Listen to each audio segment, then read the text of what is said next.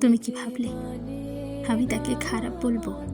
না, কখনো না। সে তো আমার না পাওয়া কবিতা, আবেগে অসমাপ্ত গল্প, অনুভূতির নিঃশেষে অম্লান এক অনুভব।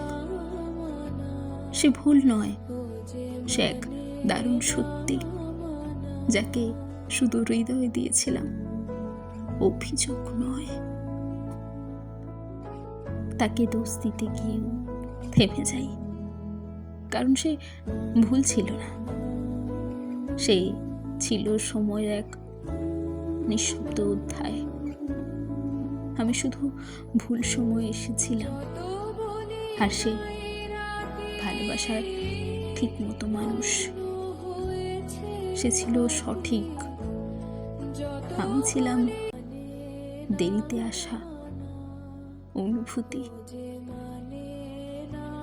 তার চোখে ছিল একরকম শান্তি, যা হাজার কষ্টের মাঝেও আমায় শান্ত করত।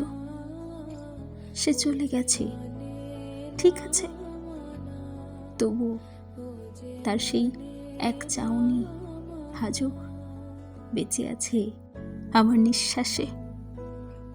সে ভুল নয়, সে এক আশীর্বাদ, যাকে একদিন ভালোবেসেছিলাম নিঃস্বার্থভাবে। সে চলে যাওয়ার পর আমি শিখেছি সব চলে যায়, কিন্তু সম্মান আর অনুভূতি থেকে যায়। তাকে দোষ দিলে যেন আমার অতীতটাকে অপমান করা হয়, আর আমি অতীতকে ভালোবাসি আজও। প্রাক্তন মানে শেষ নয়, প্রাক্তন মানে কোনো ভুল নয়।